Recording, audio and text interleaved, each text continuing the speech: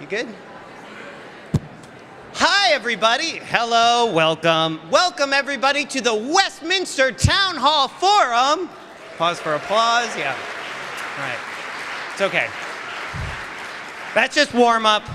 I'm going to do a whole other welcome to the Westminster Town Hall Forum in a moment. My name's Tane Danger. I'm the director of the forum. We are so glad to have you all here.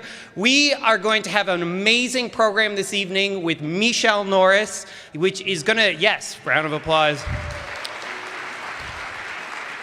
But before we do that, we're very lucky. We have a musical beginning to this evening, and I am so excited for our performer this evening. His name, T. Michael Rambo.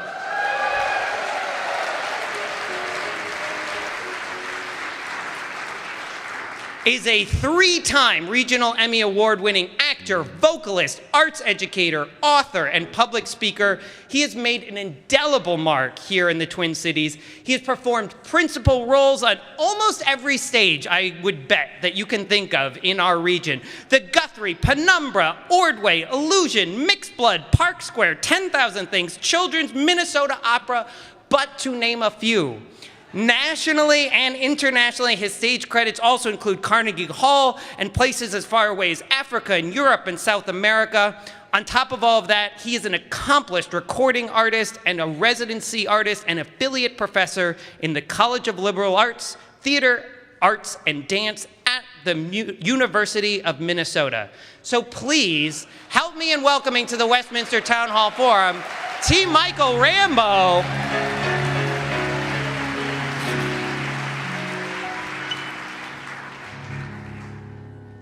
Well, woke up this morning with my mind stayed on spirit. Well, I woke up this morning with my mind, hey, stayed on spirit. Well, I woke up this morning with my mind stayed on spirit.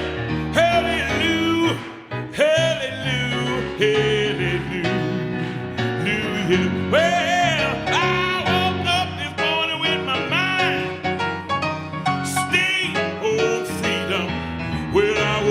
this morning with my mind, will it stay on freedom? I woke up this morning with my mind, it is stayed on freedom. Hallelujah, hallelujah, hallelujah. One more thing, I woke up this morning with my mind, it is stayed on justice. I woke up this morning with my mind, it is stayed on justice, yes. I woke up this morning with my mind, it stayed on justice. Hallelujah, hallelujah. I said hallelujah, hallelujah. I said hallelujah, hallelujah.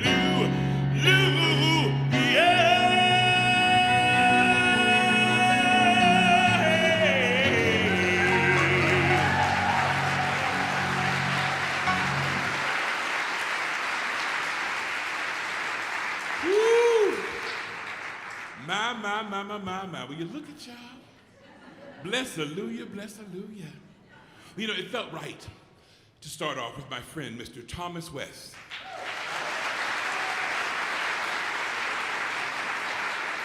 And it felt more than appropriate to be in this beautiful, these stained glass windows are dynamite. They are really nifty. And they're really swell. I'm going to bring that word back to the lexicon. We should all say swell more often. I really do think so. You know, I'm so happy to be in this space and to share this evening with Michele Norris. Our own hometown darling.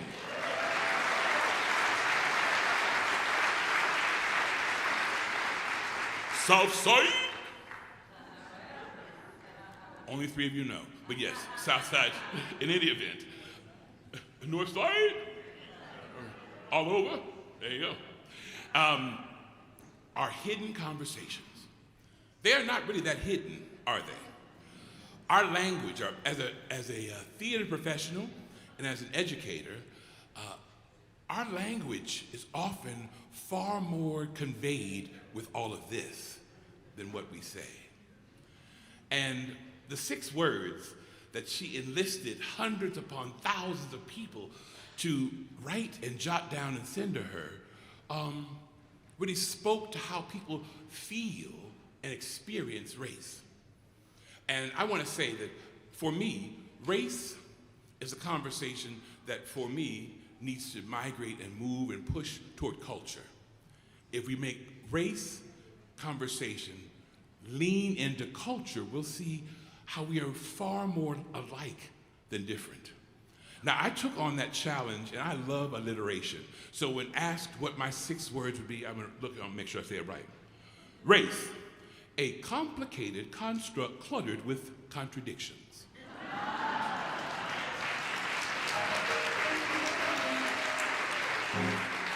I'm here Tuesday through Sunday. Thank you very much. Now, the other thing I want to make certain that happens here, we have a limited amount of time because Michele has a wonderful conversation that'll happen and some excellent readings as well. But I want to make this evening somewhat participatory. I love that word too, participatory. Because I know that she wants you engaged, and I feel like this church has this sanctuary is so sanctified in some ways that people sit resting on their haunches, not engaged. So I'm going to invite and encourage you to do something with me because I want you to. Now repeat after me. Dog, dog, D-dog. D-diggy, dog, dog. Okay, great. We're going to do that 4 times. Okay? It'll sound like this. Watch. Don't do it. Watch. Dog, dog, D-dog, D-diggy, dog, dog. Dog, dog, D-dog. See there already. You're not watching. Someone was not watching. Tap your neighbor. Watch. I said it once. It's the educator in me. Come on. Okay. Now, again, it's dog, dog. I'm going to show you. Dog, dog, D-dog, D-diggy, dog, dog. Dog, dog, D-dog, D-diggy, dog, dog. Dog, dog, D-dog, D-diggy, dog, dog. Dog, dog, D-dog, D-diggy, dog. 4 times. Then you say, if my dog. Now you don't want to repeat after me? Come on, what's up? Now you change tune that quickly? If my dog loves your dog, and your dog loves my dog, then why can't we sit under the apple tree? You get it, don't you? All right. So let's work together on this real quick. Here we go. Now stay with me. You got to focus. Work with a brother. All right, here we go. 1, 2, 3, and dog, dog, D-dog, D-diggy, dog, dog. Dog, dog, D-dog, D-diggy, dog, dog. Dog, dog, D-dog, D-diggy, dog, dog. Dog, dog, D-dog, D-diggy, dog, dog. If my dog loves your dog and your dog loves my dog, then why can't we sit under the apple tree? And dog, dog, D-dog, D-diggy, dog, dog. Dog, dog, D-dog, D-diggy, dog, dog. Dog, dog, D-dog, D-diggy, dog, dog. Dog, dog, D-dog, D-diggy, dog, dog. If my dog loves your dog and your dog loves my dog, then why can't we sit under the apple tree? Keep going. Dog, dog, D-dog, D-diggy, dog, dog. Dog, dog, D-dog, D-diggy, dog, dog. Dog, dog, D-dog, D-diggy, dog, dog. Dog, dog, D-dog, D-diggy, dog, dog. If my dog loves your dog and your dog loves my dog, then why can't we sit under the apple tree?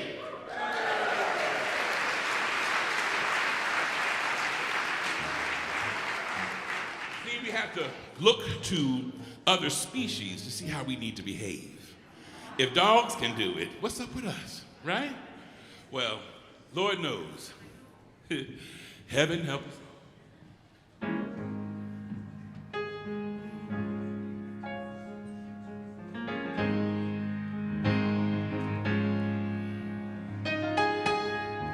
Heaven help the child that never had a home.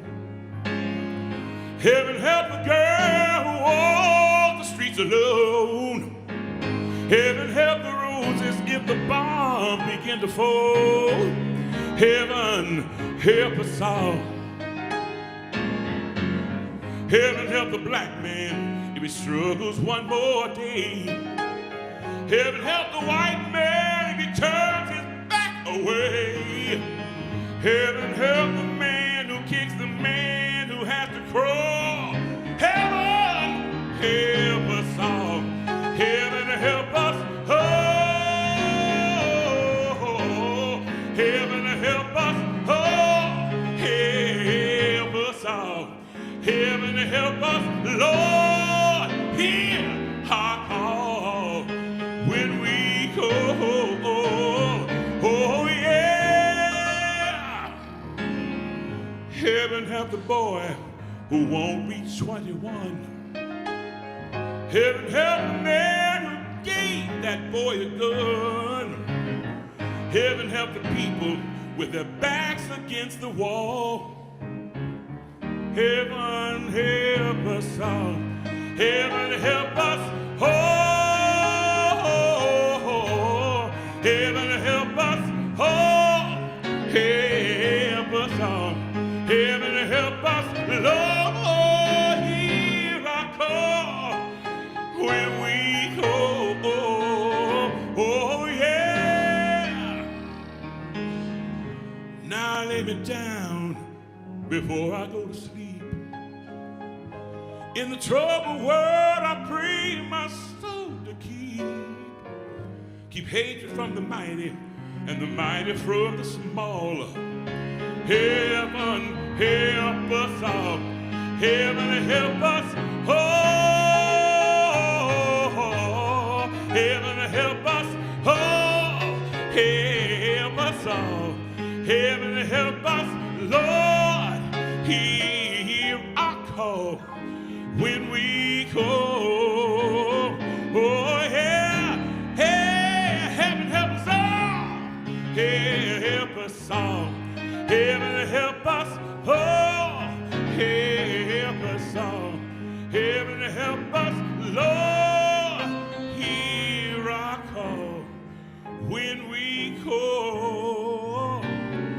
Oh, yeah, heaven. Y'all don't hear me. You act like you don't hear me. I said heaven. I can't get an amen up in here. I said heaven.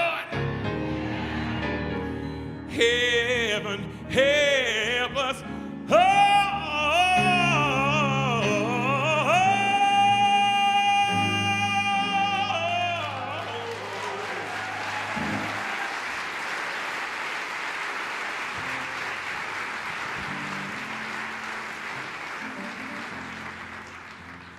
Now, in the interest of time and the fact that you really came to see, in the interest of time and the fact that you came here to enjoy these readings and Michele, I'm going to speed read, not really.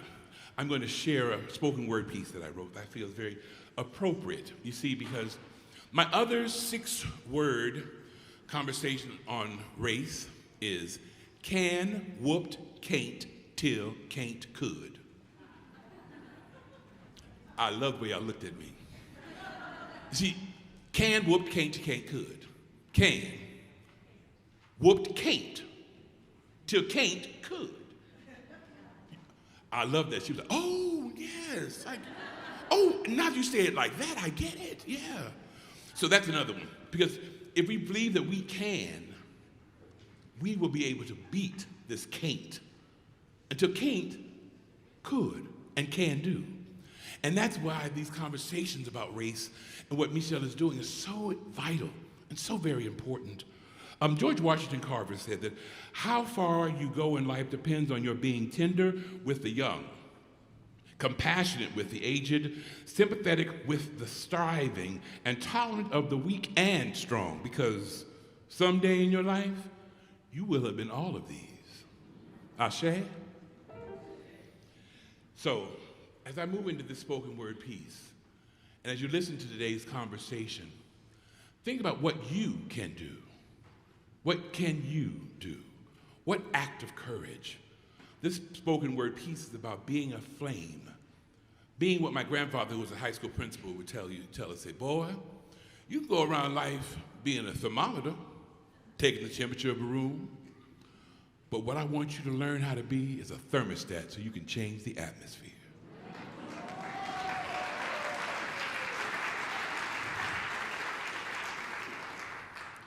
He also taught me this: the most important 10 two-letter words in the universe. If it is to be, it is up to me.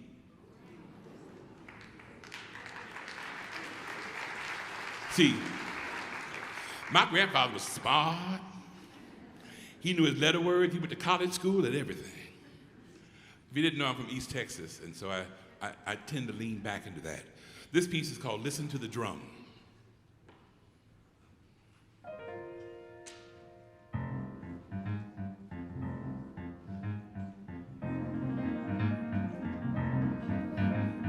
Dream of the land my soul is from. I hear a hand stroke on a drum. Shades of delight, cocoa hue, rich as the night, Afro blue. Listen, listen to the drum. Listen, it's calling you. Brace yourselves, proud warriors, keepers of the flame. The jungles and the savannas are your resting place, your kingdom. Guided by all that you are and all that has been given you, you are strong, intelligent, humble, compassionate, honorable, courageous, faith-filled, loyal, directed with intention, filled with purpose. Prepare yourselves, keepers of the flame. Take flight with prayers and blessings. We release you, shepherded by ancestors and preachers, led by freedom riders and sojourners of truth, chaperoned by mothers and fathers, grandparents and aunts and cousins, commanded by faith and history. To the motherland, where would you go? How would you live? What would you give to the motherland? But she is calling you to receive your birthright. For your rite of passage is our rite of passage. Without you, keepers of the flame, champions of our collective voice, who among us will speak? Who among us will make a way out of no way? Who among us will, listen, listen to the drum, listen, it's calling you to action. Calling you to stake claim to the destiny assigned to you before you were born. Calling you, reminding you, entrusting you, whispering against the silence. Treat the world well. Treat the world well, keepers of the flame. For it is yours, not for the taking, but to give back. Give back. For service is the rent due for living on this planet. So what are you waiting for? With all that you say you want, there is a dream for you to follow. A goal for you to set, a plan for you to make, a project for you to begin, an idea for you to act upon, a possibility for you to explore, an opportunity for you to grab, a choice for you to make, my brothers and sisters, keepers of the flame. Be accountable, be responsible, be unstoppable, be fearless. Be aware that if you always do what you always did, you will always get what you always got. And now mind you, I may not know the key to success, but I can tell you the key to failure. Trying to please everybody. Listen, listen to the drum. Listen, it's calling you. So, if someone tells you, brothers and sisters, keepers of the flame, if someone tells you that you have promised, perhaps they are telling you that you are not doing enough today.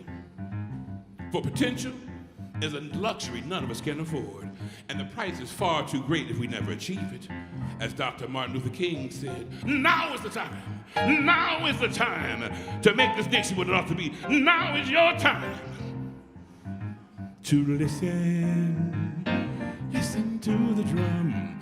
Listen, it's calling you to be it, to listen to the battle cry, to listen, to act, to be. You must be able to see it. You must be able to dream it. Gordon Parks told you, I don't allow anyone to put a limit on my dreaming, and I dream big always. Ray Charles said, sometimes I dream so big, I dream I'm dreaming. Yeah. Carter G. Woodson instructed you, we must give our own dreams to the world. Dream, keepers of the flame. Dream. If you believe, deep in your heart you know that no one can change the path that you must go. Now, y'all know Oprah Winfrey, right? Now, Oprah, she said the more you praise and celebrate life, the more there is in life to celebrate. And if Oprah said it, you know it's the truth, y'all. Listen to the drum.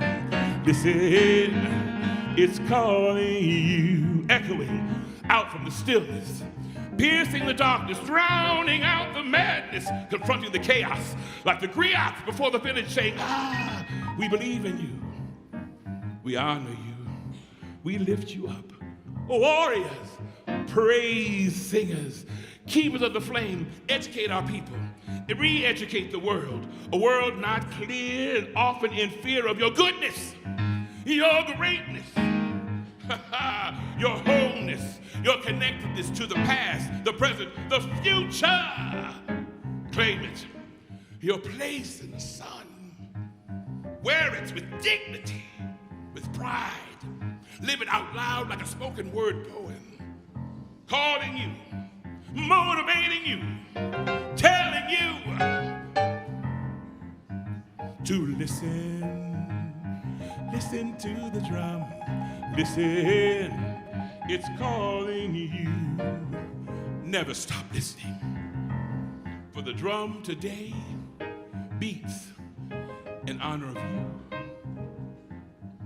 and you, and you. Listen,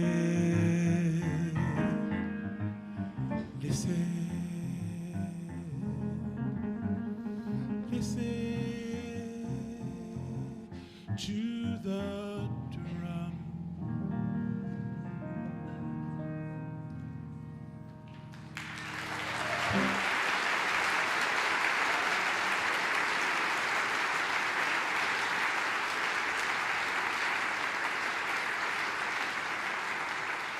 This will be my last selection, and it's an anthemic sort of thing. It's nice to end with a bang.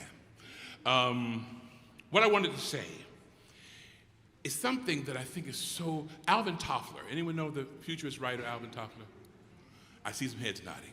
Well, he wrote that the illiterate in the 21st century will not be those who cannot read or write. It would be those who cannot learn, unlearn, and relearn. Ashe? We mustn't forget that importance. John Edgar Wideman said, the process for me that is going to knit up the family, the culture, the collective family, all of us, is that we tell our own stories, that we tell them in our own way, and they express our values, our heart space, and that we keep on telling them despite the madness, the chaos, and despite the pressure not to tell. Don't forget to tell your story. Those 6 words mean a lot. Dr. King left us with this magical statement that's so powerful, that in the end, we may not remember the words of our friends, but we will remember the silence of our enemies. I'll say it again because it sounds a lot better when I say it right. We may remember the words of our enemies, but we will not forget the silence of our friends. It sounds better when it does that way. But you know what I love about this room? You all were with me. You're like, yeah. But what was even better was the people who said, yeah, and did this, yeah. Look, I'm ready. But see, I'm not opposed to claiming what's real. What's real are those moments when we can be with community and be our authentic selves. And that's the beauty of what you're going to hear from Michele, a woman who speaks her truth and understands how it is so important to be authentic. This piece is from a Broadway musical called Ragtime, and it reminds us, like Dr. King's quote, when stated properly, is that sometimes we must remember that if we can't get people to see us, sometimes we have to make them hear you.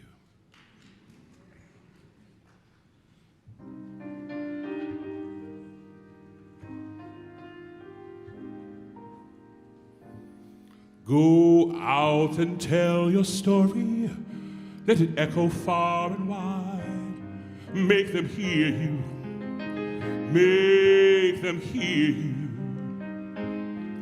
And tell them in our battle how justice was denied. Make them hear you. Make them hear you. And say to those who blame us for the way we chose to fight, that sometimes there are battles that are more than black or white. And I will not put down my sword when justice was my right. Make them hear you. Make them hear you.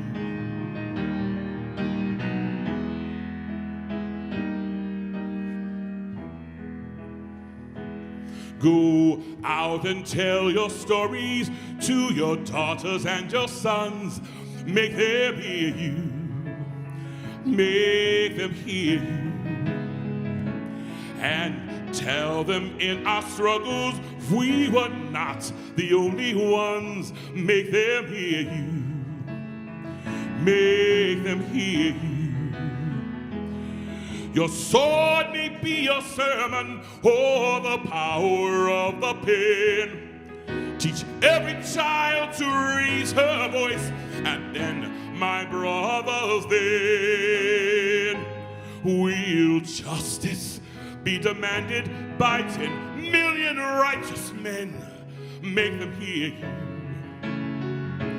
When they hear you, I'll be near.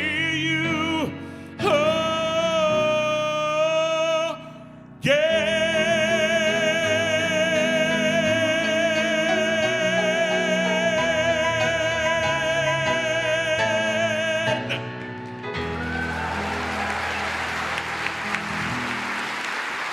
Mr. Thomas West. Thank you.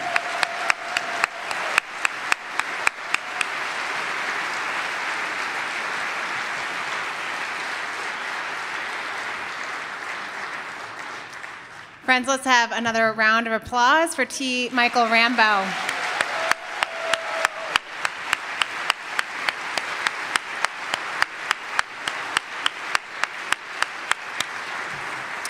And thank you as well to Tom West on the piano.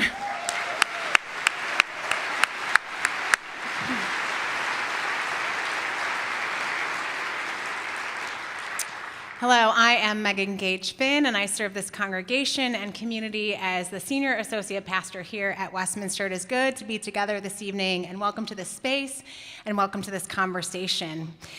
Westminster has been the home to the Town Hall Forum since 1980, and it is a cornerstone of our ministries to the city and beyond. We are grateful that you're here this evening. Please take the time after the program to enjoy our spaces, tour the art gallery, stop by the library, and of course, enjoy breads and spreads and continuing being together in conversation in the Commons area and Westminster Hall. Thank you, and now it is my pleasure to welcome the Town Hall Forum's director, Tane Danger.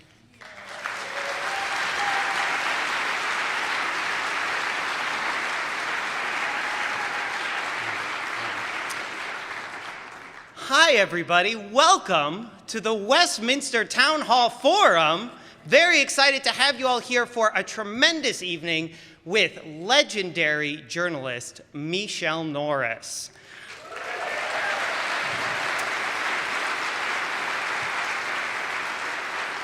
So, as was mentioned, my name is Tane Danger. I serve as director of the forum.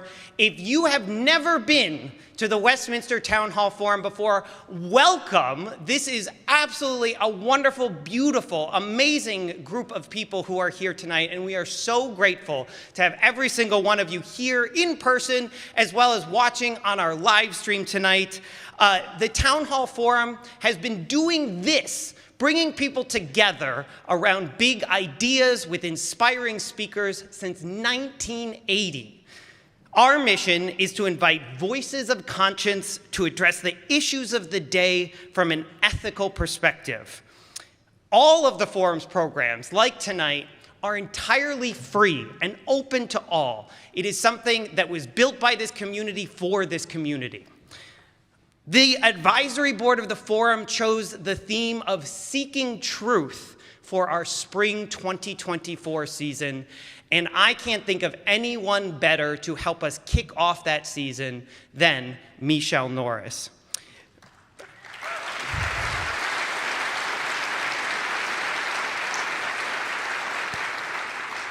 We have several other programs lined up already for this season. Later this month, we will host a conversation on the barriers to building Black wealth in Minnesota with Tawana Black and Marcus Owens. Legendary tech journalist Kara Swisher is going to join us to talk about big tech and how it came to be at the center of global economic power and the threat that poses for democracy. In April, Dr. Keiyu Jin from the London School of Economics will discuss how we in the West can better understand the Chinese economic model and model in both political and economic systems. All of these programs, as I said, are free and open to all, and that, I can't underscore enough, is made possible by folks like you. Individual contributors are by far the largest source of support for everything the Town Hall Forum does. And I do say that both as sort of a lead-in to inviting you to help support that, but also to really try and express how special this thing is that we have here in Minnesota. There is not another program quite like this anywhere else that you are, yeah.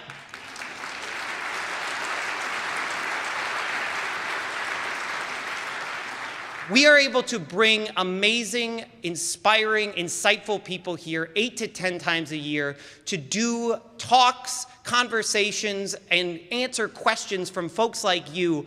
And it is entirely free and open because of the generosity of individuals.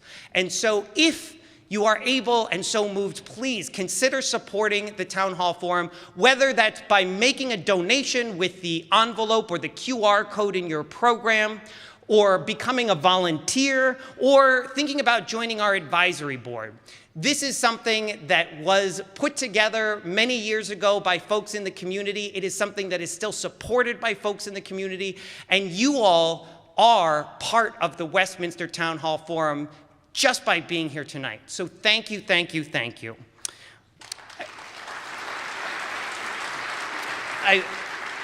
I'll say we have support this season from a few folks I want to do a special thank you for. So our spring season is being supported by Mortensen Companies, who is helping with the entire spring season on Seeking Truth. Our oh yes, Mortensen Companies, big round of applause, yeah. They're great. Our co-sponsor for tonight's forum with Michele Norris is the Minnesota Humanities Center. Their mission is to spark positive change by increasing collective understanding of ourselves, our communities, and our histories through stories and experiences. And we are so grateful for our friends at the Humanities Center who are here tonight.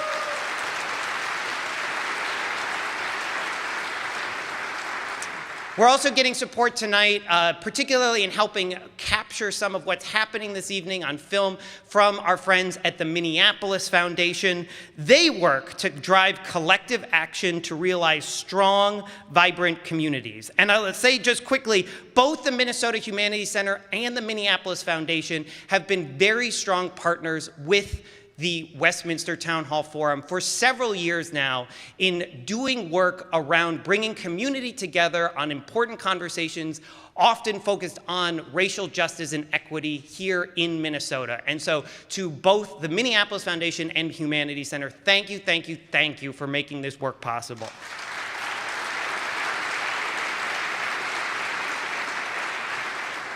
We have wonderful media partners who help bring these programs out into the community.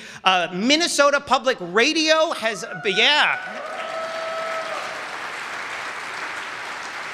They have been recording and broadcasting Westminster Town Hall Forums for more than 30 years. And so I'm guessing that there's a lot of people in this room who at one time or another have listened to a Westminster Town Hall Forum on the radio, yeah? Yeah. Tremendous thanks to them. MinnPost has been a great partner of ours. They are a nonprofit, community-supported newsroom. Please check out, if you have not before, their great coverage of critical issues, challenges, and opportunities facing Minnesota at minnpost.com. Yeah, and it's good. Thank you as well to Sahan Journal, who I know is here. They are out in the lobby, our friends at Sahan Journal. Actually, this is fun. Sahan Journal and NPR News are coming together on February 8th for a live, free community conversation titled Immigration Beyond the Border. So you can learn more about that program and see their coverage as well at sahanjournal.com. So thank you to all of them. Now, I'm about to introduce our speaker. There is some folks, if you've gotten some of my emails and things about tonight's program, you know it's a little different. We have something really special in store for you because we have a team of amazing readers who are going to help bring to the stage some of what is in Michele Norris's new book, Our Hidden Conversations. And so we're going to bring them up on stage in a few moments, but right now, their names are all in your programs. But just to give them their due, and I'll read all their names and then give them a big round of applause at the end. Thank you to all these folks for being part of tonight's program. Lieutenant Governor Peggy Flanagan, Heidi Adelsman, Roxanne Battle, Shaletta Brundage, Bill Kiffmeyer, Patricia Lopez, Carrie Miller, R.T. Ryback, Jasmine Brett Stringer, Laisha Ward, Tom Weber, Liz Winstead, Jai Winston, and Buozhong. I am so happy and grateful to have all of you here. Thank you, thank you, thank you for being part of this tonight.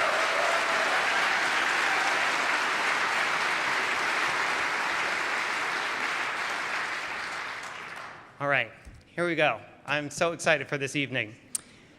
Michele Norris is one of America's most trusted voices in journalism. Her voice will be familiar to many people because from 2002 to 2012, she was a co-host of NPR's All Things Considered. Before joining NPR, Norris spent almost 10 years as a reporter for ABC News. She also worked as a staff writer for the Washington Post, Chicago Tribune, and the Los Angeles Times. She has earned numerous honors over a long career, including Peabody, Emmy, Dupont, and Goldsmith Awards. Now, I will say, we are very proud in Minnesota to say a lot of that story started here, because Michele Norris grew up not far at all from here in Minneapolis. She attended Washburn High School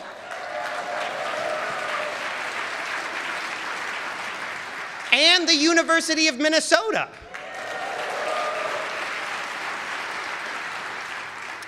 Today, she is a columnist for the Washington Post opinion section and the host of the Audible Original Podcast, Your Mama's Kitchen.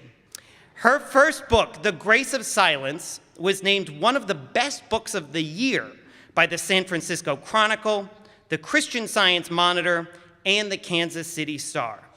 Michele Norris is the founding director of the Race Card Project, a Peabody Award-winning narrative archive which people around the world have used to share their reflections on identity in just 6 words. The Race Card Project has collected hundreds of thousands of stories, as diverse and complex as America itself. Those stories, along with in-depth reporting and essays, come together in Michele Norris's new book, Our Hidden Conversations: What Americans Really Think About Race and Identity. And that is a lot of what she is going to share with us tonight. Now, one more piece, before I bring Michele Norris up on stage, I mentioned a lot of this got started here in Minnesota. And one of the folks who was really a big supporter and gave a platform for this project in the very early days was NPR's own Kerry Miller.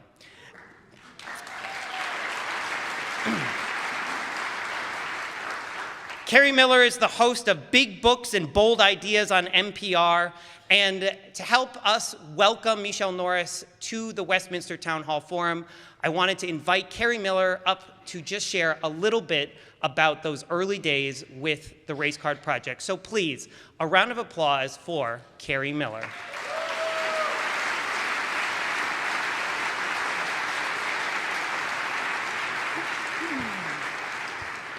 Yes, you can listen to it on the radio, but there's nothing like being here in person, is there?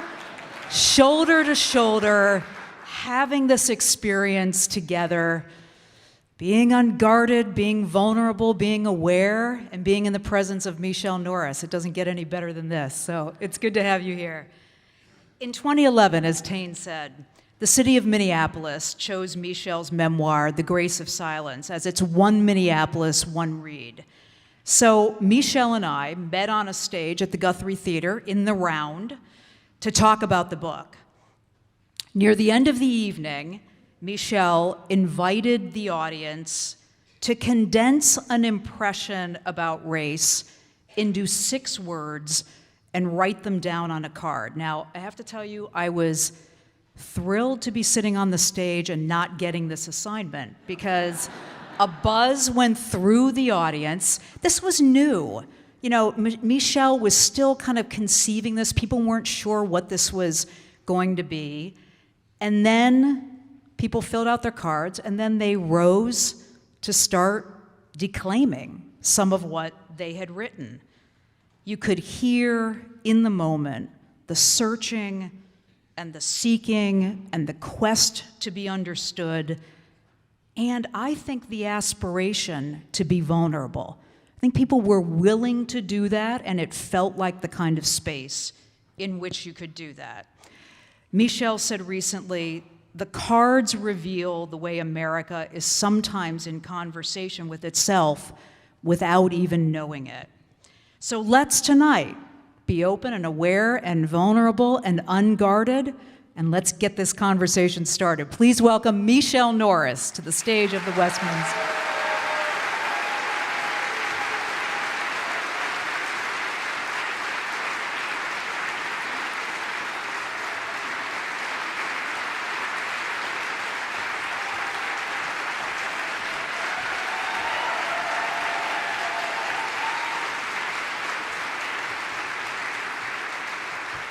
I feel like clicking my heels. There's no place like home. And I really do mean that. I told a group earlier, I left Minnesota, but Minnesota never left me. And it's sort of true about this project also. It grew and it's flourished, but its original soil in many ways was here. And it has found fertilizer here.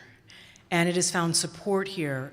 So thanks to everybody who helped us get this off the ground. Thanks to Mayor Rybeck, who's one of our readers, who invited us to bring The Grace of Silence to the city. Thanks to the folks at King Park who invited us back when they were trying to figure out how to find each other, when they were divided about a dog park. It got deep. It got deep. And we came together at Turtlebread Bakery. And we use those 6-word stories to help people find each other.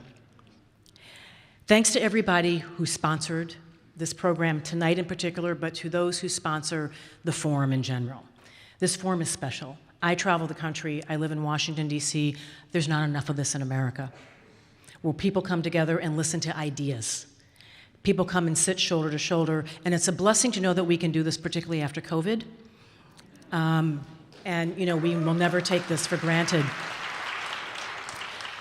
I'm here tonight as a longtime journalist, which means I'm a storyteller, but in the last chapter of my career, I have become a story collector also, and now in some ways, a story defender. Because there are a lot of people who are trying to shut down conversation. There are a lot of people who are trying to take our stories from us, in some cases take our histories from us. This started with 6 words. I had written a very open book about my family's complex racial legacy. Some of my family members are here tonight. Raise your hands if you're in the audience. I see a few of you. My family rolls deep. Thank you very much for being here tonight. Love you all. And when I wrote that book, I thought, I usually spent so much time locked in a studio. It was a chance to get out into America to have a conversation. And I knew since I wrote a book about race, I'd be asking people to talk about race. And I didn't think that was a conversation that people were interested in, so I had to create an on-ramp, an entry point, and that's where those little postcards came in. They all were simple. Race, your thoughts, 6 words, please send. And they first started to come in as a trickle and then a torrent, and now we have officially archived more than 500,000 of these cards. They don't just come in on postcards. We created a website now, theracecardproject.com, because we thought the stories were so interesting that we wanted to make sure that people could see them.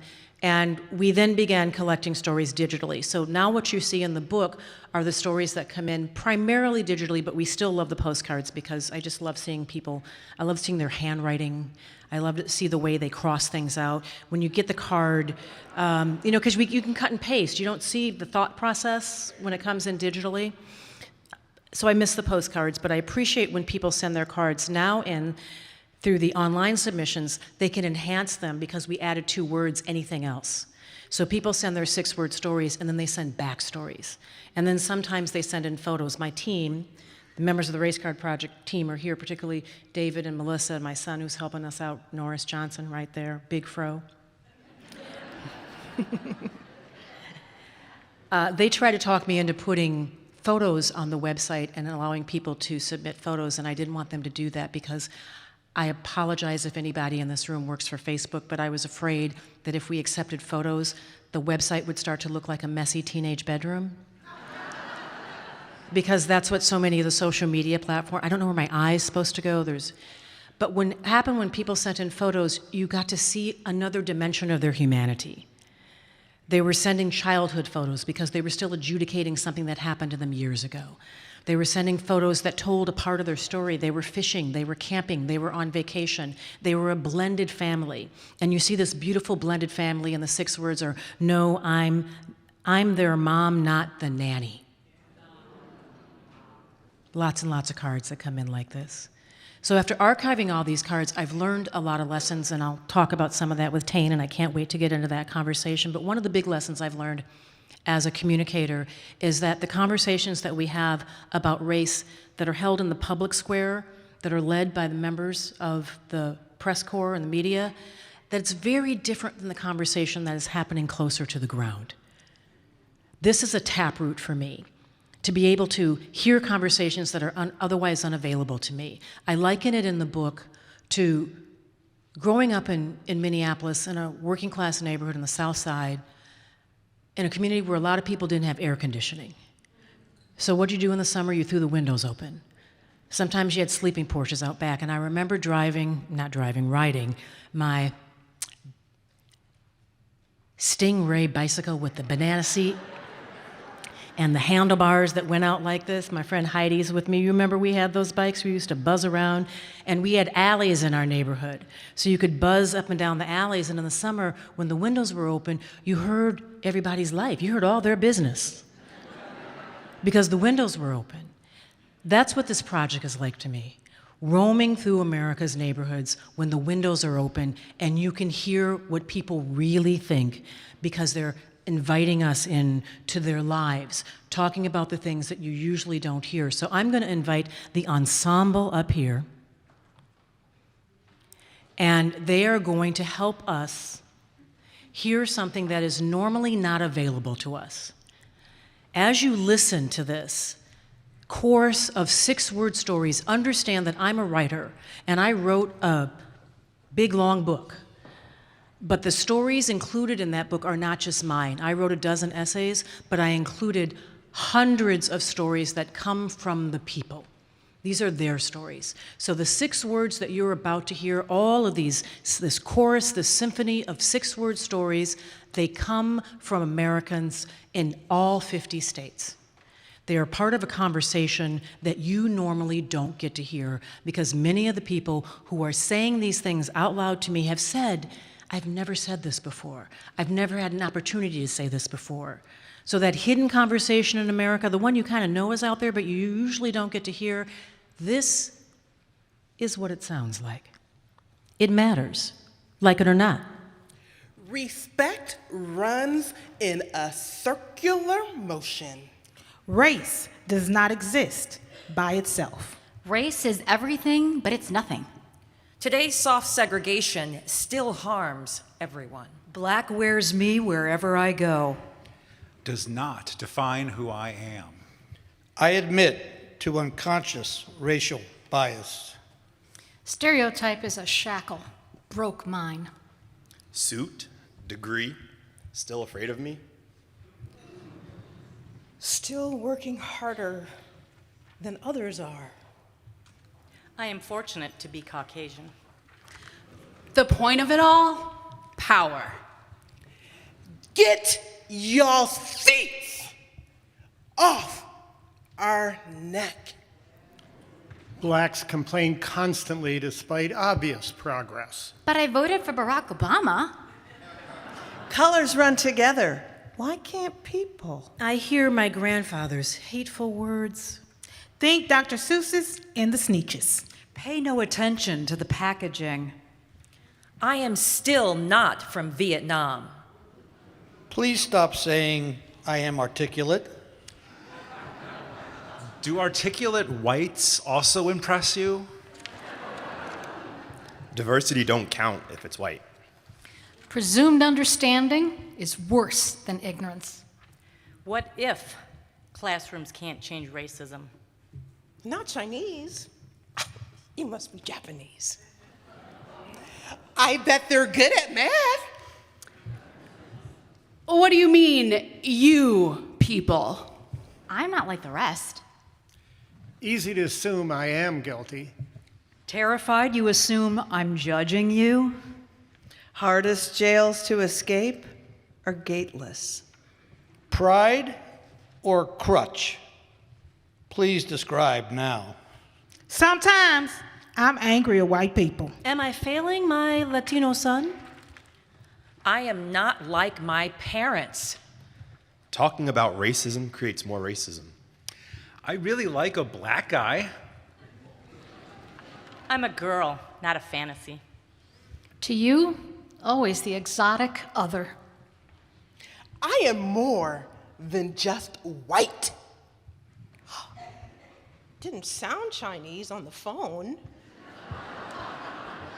Really? But you don't look Mexican.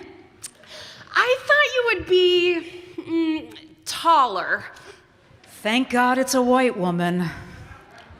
Every now and then, I remember. Grandparents passed. New tree, no roots. White, whatever I do is wrong. Angry black men are so scary. Embarrassed that I'm frightened by black boys. Minority obsession and majority guilt trip. Stop seeing my son as a predator. I was taught to fear others. Everyone's racist in their own way. Always putting other people at ease. You don't have to whisper black. There's nothing wrong with my hair. Got tired of straightening my hair. My natural hair isn't a statement. Yeah, but you're not black. I'm light-skinned. My black is harder. Red hair gets the most stares. Black kid in my math class? People can hear the unspoken words. Just stop making everything about race. Repeating proper pronunciation hurts my feelings. Can't pronounce my name? Try harder. Born in America, I am American. You don't know what I believe. Wouldn't have been white 100 years ago. So much depends on so little. Son upset, called white boy on bus. Why must our differences be so wrong? This old wound will never heal. No, I did not steal that. I'm only racist when I'm at Walmart. Never eat fried chicken in public. Underneath, we all taste like chicken. It's hard being a white friend. You're Mexican, but we're so similar. Not a legal human and deserving of compassion. Not all Mexicans do landscaping. Please, Hispanic isn't a race. You're white and you can dance?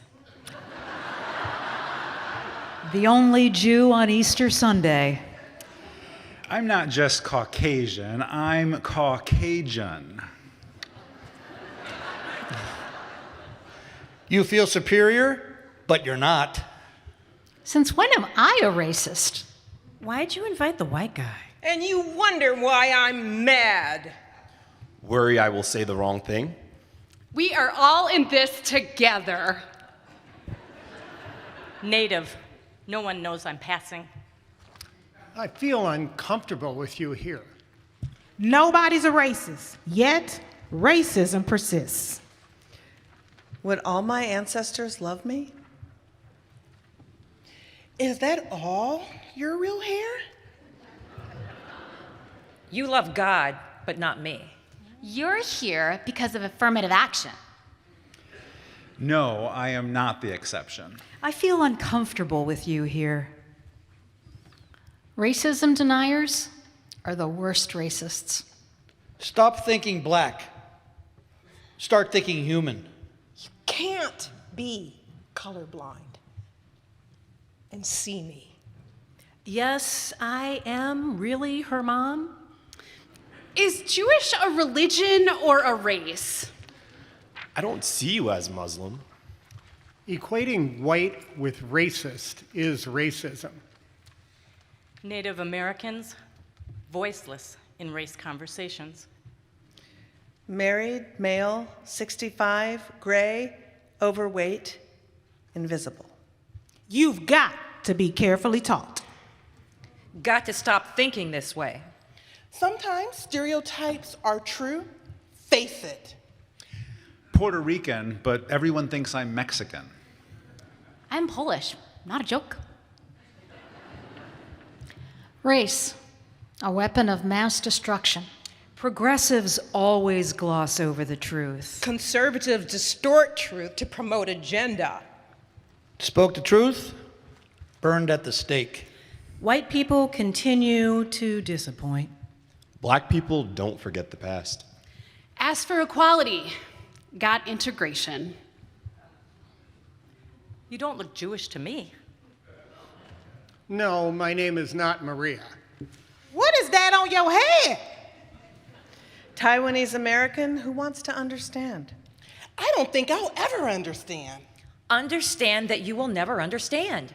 Hispanic doctor is not an oxymoron. Yeah. Yes, white skin and still Mexican. Henry is seen, Enrique is invisible. A clear head start for some. Insane how racists try so hard. White woman trying to do better. Why do black people destroy neighborhoods? My name doesn't predict my upbringing. Why is your baby so brown? I heard your dad is black. But where is your real daddy? Two communities, neither one mine. It's tough being a mutt. White immigrant, never asked where I'm from. I have an accent, so what? So I should just check other? I'm sorry I'm staring at you. Silence as I enter the room. Stop pretending your racism is patriotism. Racism, destroying America. Putin, see, laughing. We're all different, and it's beautiful. The house I did not build. Quick to judge, slow to understand. Let the past be the past. I will not ruin your bloodline. Can I love who I want? Korean. Marries in Italian in Chinese garden. Rebecca, black maid, taught me love. A terrible, unnecessary barrier against love. Mommy, why can't we play together? Beautiful differences made ugly by fear. His parents will never meet me. A smoldering volcano with periodic eruption. Number 1, don't talk about White Club. Was he Dot or Feather Indian? Native. No one knows I'm passing. Yet, still to America you come. Blood is always the same color. Being comfortable is my unearned luxury. I'm not ignorant. I'm just indifferent. I am white, I am listening. Race, America, deep scars, tall fences. Our untold stories keep us separate. Checked cosmic in the race box. Total non-issue when the aliens arrive. There's only one race, human race. One race matters, the human race. Race is only in the mind. Humans' DNA is 99% the same. Race is forever. Prejudice is not. Not real, still messes with us. Not real. Still messes with us.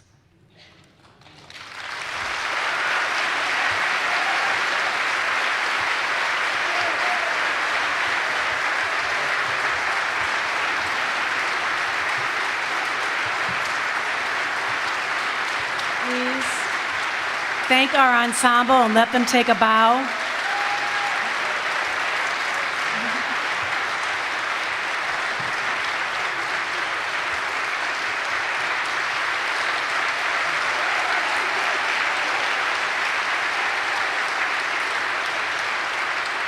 It took a lot of courage to stand up there and read this, so big thanks to them. Thank you so much. I love all of you. With that, we are going to move into the second part of our program, and so I know we're doing a lot of applauding. I think that it's important to do one more time as we welcome Michele Norris up here to share in a little bit of conversation.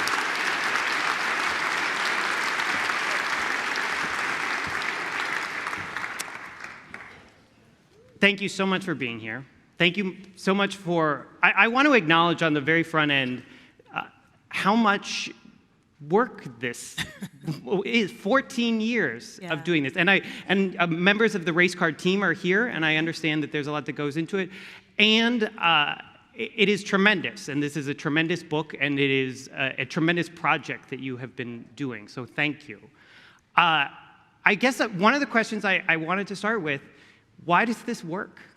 6 words in inviting people to do something that you yourself in the book write about. You assume people absolutely would not want to talk about race, and yet they do in huge numbers. And so I'm curious if as you reflect on it, what has made this possible? Well, I have to admit that I created this project based on a mistake. I thought no one wanted to talk about race. I don't think that anymore. I think a lot of people, even people who write to us and say, Can it just be over? Why do we talk about race all the time? And then they send 6 words and then a really long essay. So, I understand race fatigue is real, but I think people are looking for a place to have their say, to feel like they are seen, heard, and valued. And sometimes they feel like the conversation about race doesn't include them. I think the 6 words work because it's simple. Tane, if I had asked for a sentence, people would get slick and try to give me 15 words, give me a paragraph. A lot of semicolons. A lot of semicolons. It would be a paragraph masquerading as a sentence. And then if I asked for a paragraph, people would say, "Oh, I don't have time for that. That sounds like a essay, like a mandate." But 6 words is easy. I mean, it feels almost like a game. How do I get it down to 6 words? But I think it works also because it makes you think, what's most important to me? What is the center of the story that I want to tell? And I think the other reason it works is modeling. A key moment. And can we just have a round of applause for one person in particular? Melissa Bear is here with me tonight. She was here with me. Where are you, Melissa? Can you just stand up? The Race Card Project.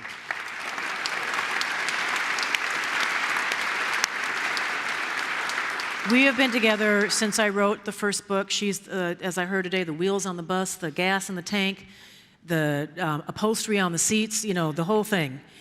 And she had really pushed to create a website, and we needed to put it out there. It was almost, I think it was Ellen Naley said, the dance comes from the people, so you have to give it back to the people. The stories came from the people, so we had to give this back to the people. And when people would see through modeling, oh, I can say this in 6 words, I can do this, and I think that's why so many white Americans have submitted stories. I think that's why maybe people felt comfortable, and that modeling piece has been really instructive for me, and I talk about this whenever I get a chance to, Tane, because I think it helps us understand that through modeling we can figure out how to do hard things. I was told no one wants to talk about race. It was just a core assumption of mine. But through modeling, I think this is a model. I hope that you build a national audience for this, much like Austin City Limits or something like that, where people are watching. Remember Austin City Limits? Where people are watching all over the country, because I think it can be done. And if they see that it can be done, it's like what Jesse used to say, if you can see it, you can achieve it. And I think that's one of the reasons that 6 words work. There's a complication in that people, for me, as I was reading the book, in that people submit their stories, and they're often submitting stories that they have not said to other people. Yeah. The very first part of and you wrote your own book, and you mentioned this about your own family's history, but the very first chapter, or one of the first chapters in the book, Arlene Lee is one of the folks, and she has a story, which if folks get the book, they can read in detail, about a very complicated family story. Her mother keeping a secret about her father's identity for many, many years. And that is something that I believe they never totally got to a place that they could talk about it, and yet she was willing to send that in as a story. Yeah, yeah. And there's something really interesting to me about the ways that it is almost harder to talk to someone that you love about some of this stuff than it is to talk about it in a project like this. Yeah, like she told me some of this before she told her kids, before she told other people. And there are examples in the book also of people who sent stories to the Race Card Project in the same household. And then I put them together, father and daughter. They didn't know that they both sent stories. Husband and wife sent stories in, and then I put them together. And they heard one of the segments on NPR and sent their stories in. Maybe this project will become less necessary or less potent or less appealing as people open up and start talking more. But until they do, they're looking for that place where they can have this conversation. Arlene is someone who is, I've talked to her, the benefit of doing this work over 14 years is that I've talked to people over years, over many cases over a decade. She is a woman who was raised white. And I say raised white because her mother is white and Peruvian, a white Hispanic woman, white Latino woman. Her father was white and, as she explained, very intolerant. And And she discovers when her mother dies, her mother implores her to go to this safe and find a birth certificate. And so her mom didn't talk about it, but yet she's leaving breadcrumbs. That's the name of the chapter, it's breadcrumbs. She's leaving breadcrumbs. She goes to the safe, and she finds not one birth certificate, but two. And it turned out that when Mom came to America, she shaved several years off her age, and she was a good-looking woman, so she could do that. She could be younger. She changed the marital status of her parents. On the original birth certificate, it showed that her parents were not married. She was born out of wedlock. And that the father that she thought was long gone, invisible, was a black man, was a black Peruvian, and was absolutely present in her mother's life. She lived with him. They lived in the high forest in Iquitos, which is a part of Peru that I hope to get to one day, which is where the Amazon is at its widest. It's the largest city that you can only get to by water. If you ever saw Fitzcarraldo, that's where that was. And so over this period of 13 years, I've been talking to her about what it means to discover that she's a woman of color. And, it explained the hair, she said. She spent a lifetime trying to tame her hair. And she's like, oh, now I get it.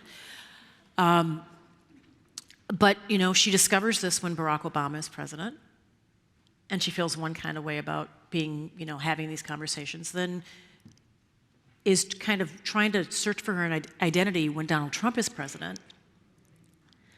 And then now trying to lead conversations around this in the community that she lives in and the place that she works at a moment when there are battles over diversity, equity, inclusion programs, and a fight against so-called CRT. So she's experienced not just the vertigo of discovering that she is part black, but what it means to be black at different moments in America, which is also instructive because race is not something of, of fixed certitude.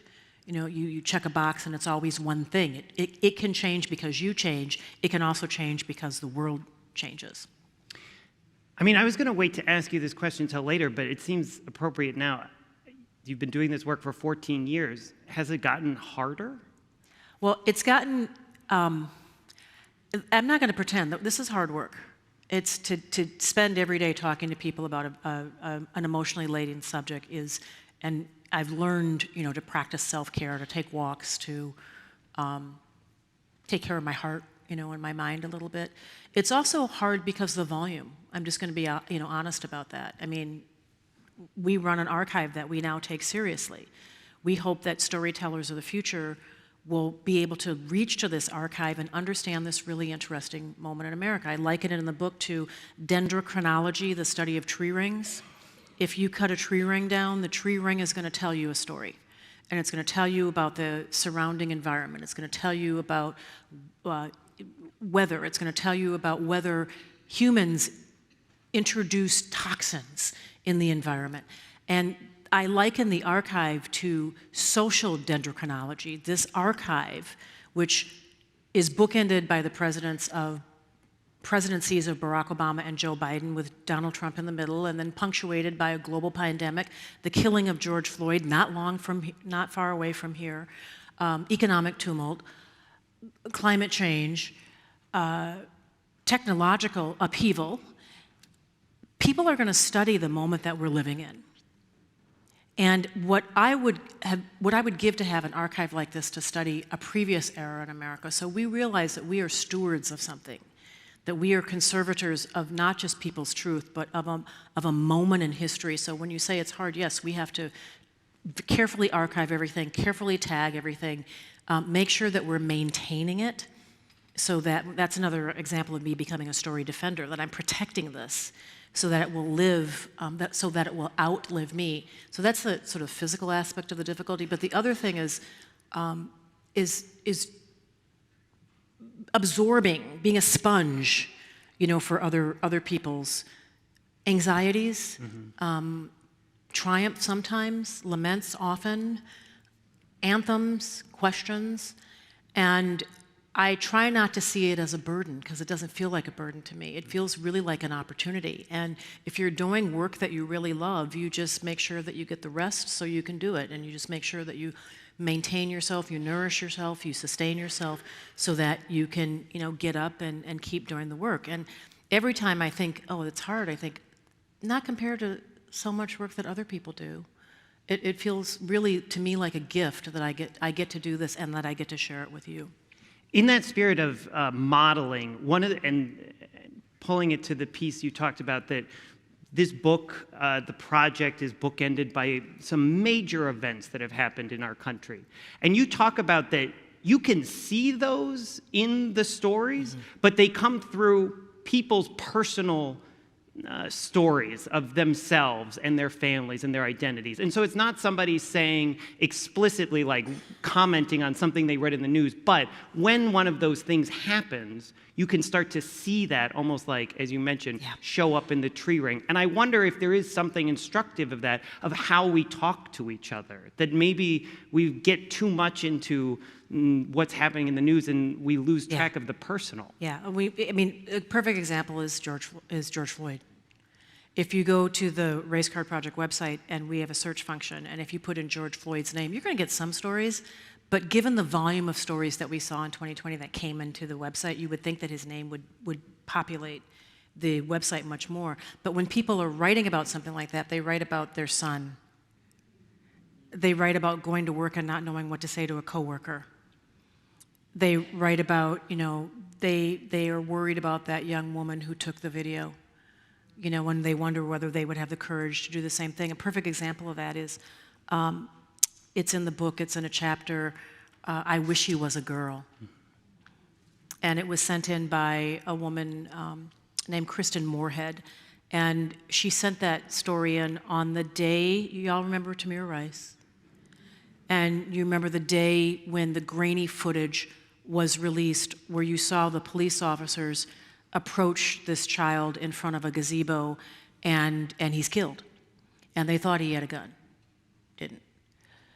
She saw that video and was so anguished because Tamir Rice was the same age as her son. Her son's in the bedroom. She is just so worried, so tired, because if you remember, this was a daisy chain of these killings. And she was crying and she was trying to muffle her cries. She goes to the computer. She too had heard one of the segments on NPR, and she types in, I wish he was a girl. And she sends a photo, and when you get the book, you'll see the photo she sends, and she sends this beautiful picture of the two of them. They have just been at a Diwali celebration, so they're covered with all this rainbow-colored paint all over them, and he's leaning against her, and he's just a doll. And years later, I bring the two of them together, and she explains to him why she said that she didn't wish away his gender or wish away his presence in her life, but she was just so worried about him. And I'm talking to the two of them, and he's explaining to her, how he lives his life, and it's sort of the talk in reverse. And so that was an example. She didn't write a story about Tamir Rice. She wrote about something inside her life, and that happens that happens often when there's a hiccup in the news around a crisis at the border, Muslim bans, the siege at the Capitol. Someone writes in, all the racists look like me. Now, he doesn't, I wonder what triggered that. I wonder what he saw. And it's a white gentleman who is talking about the assumptions that are made about him. And that's, one of the lessons that you learn. We talk about assumptions made about people, stereotypes. We assume you're talking about stereotypes that are laid on people of color. But one of the things that, the majority, we should just say this, the majority of the stories that we've archived in 14 years of doing this, in the majority of the years, the majority of the stories have come from white Americans. That stunned me. It was a conversation about race. I just did not expect that many white Americans to pull up. And I say in the book, I never thought I would be embarking on a 14-year odyssey of listening to white Americans talk about race. I just didn't even think that was possible, right? And yet, I'm so glad that so many did pull up to the table, because white America is usually not part of the conversation. If you're going to have a conversation about race, we're in February, let's be real.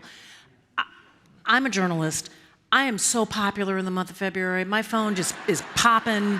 all the time. People who would not call me any other time of the year. I have the idea, why don't you do a 6-part series? You know, they're not interested in October. They're not interested in June, but suddenly in February. And so when we have these conversations about race, and you know from the media, from watching the news, from listening to the radio, from reading the television, or reading the newspaper, that there are certain people that are called again and again and again.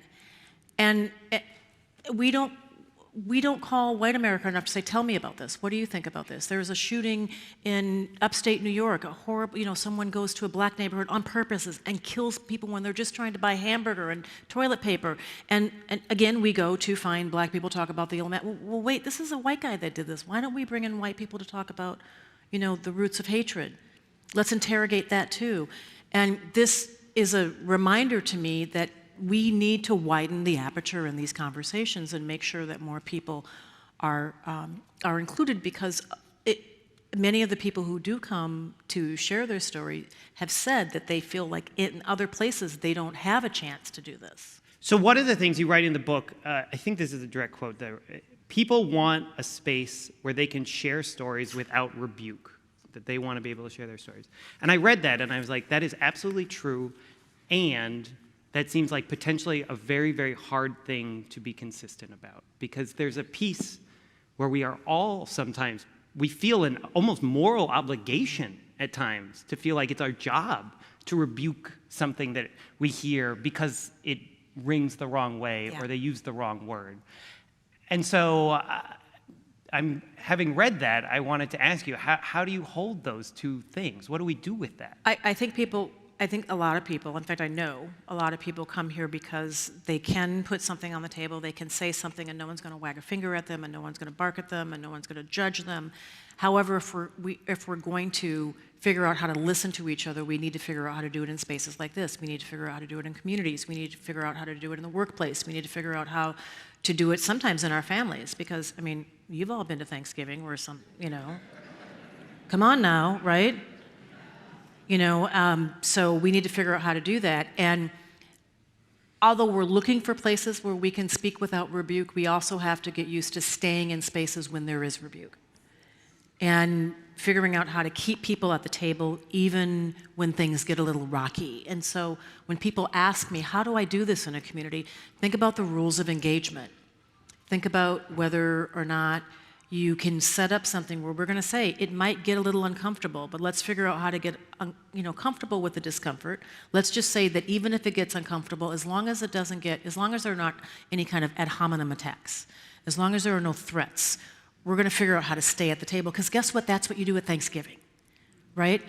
When Uncle Earl says something, I don't know if you have an Uncle Earl in your family, but you know exactly what I'm talking about. Everybody has an Uncle Earl in their family you somewhere. You have some where and it's just like, oh man. If you saw that episode of The Bear, they stayed at the table. People were throwing forks and they still stayed at the table. So if we can figure out, how to do that in the community of man and woman and families and communities, and to say that, we're going to stay at the table and maybe set rules of engagement. And part of that also is telling people at the outset, it might get a little rocky. And that's okay. People are looking for safe spaces. What I have learned is that we need to look for brave spaces.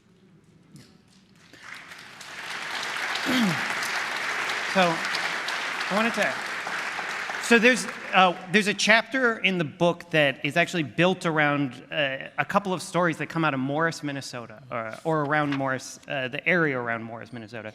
And it's very interesting because to me, it's a beautiful illustration of this project and this work in two people with very different identities and backgrounds, thinking and grappling with some similar themes of history and present and context. So I'll read the two 6-word stories, and then we can talk about them. So the first, and I won't say anything about them, I'll just read them to start.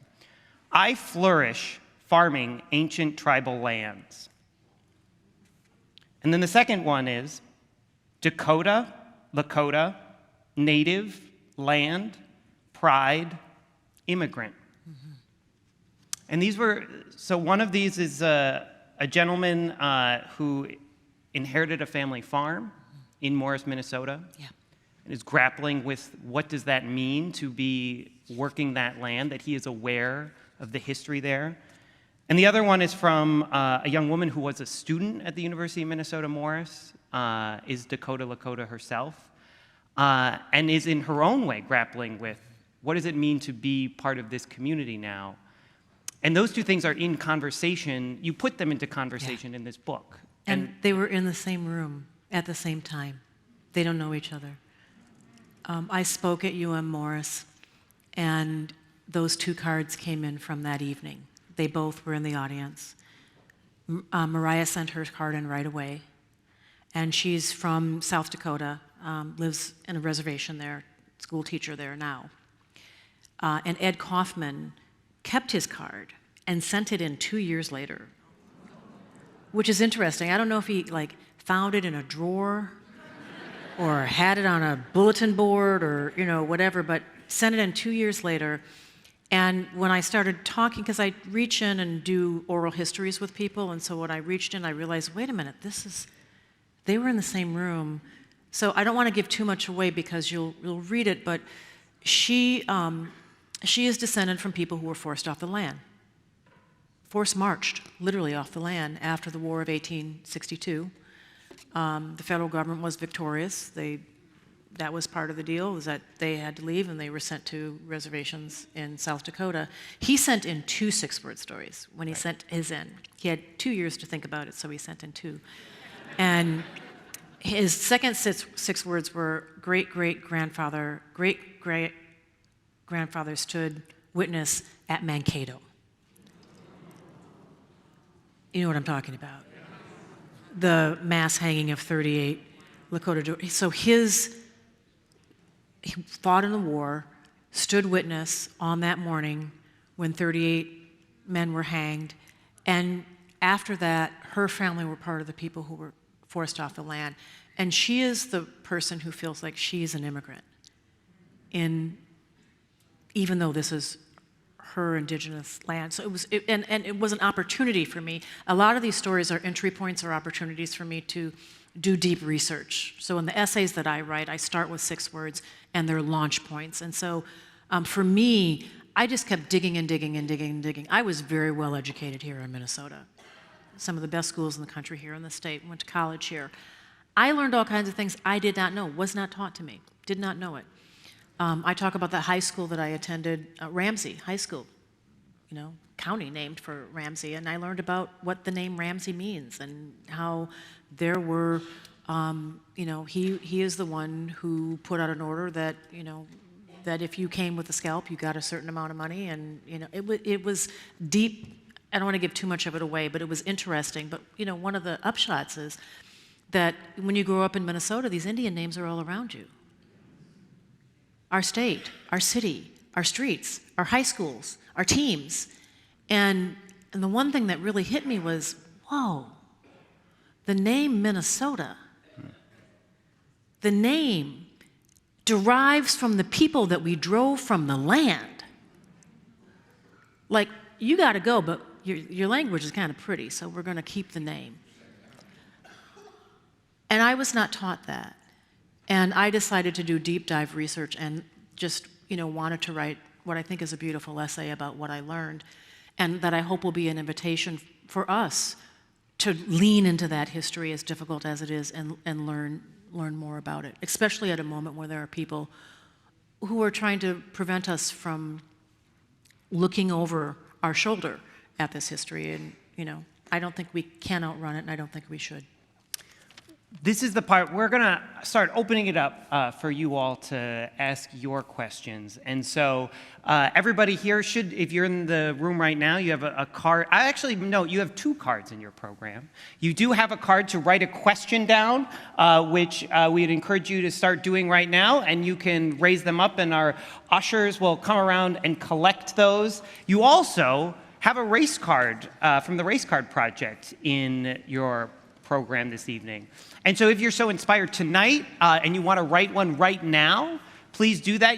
We will, maybe open it up if folks wanted to share 1 or 2 of those with us this evening. And we'll collect all of them before you leave. You can always, there's a way to scan and do it online as well. Michelle's parents worked for the postal office, though, so I should say you can also mail it still, right? We still love the postcards, but you can go to the racecardproject.com and send your... While you all are doing that, I'll just do a quick little bit of housekeeping. So if you're just tuning in, this is the Westminster Town Hall Forum coming to Westminster Presbyterian Church in downtown Minneapolis. My name's Tane Danger, and our guest this evening is award-winning journalist Michele Norris. Our co-sponsors who are helping make this evening possible, Mortenson Company sponsoring our entire spring season, the Minnesota Humanities Center, whose mission is to spark positive change by increasing collective understanding of ourselves, our communities, and our histories through stories and experience, and the Minneapolis Foundation. They work to drive collective action to strong, vibrant communities. We're also grateful, as I mentioned at the top, to Minnesota Public Radio for recording and broadcasting all these town hall forums, to MinPost, a nonprofit community-supported newsroom. Their coverage of critical issues, challenges, and opportunities facing Minnesota is at minpost.com. And Sahan Journal.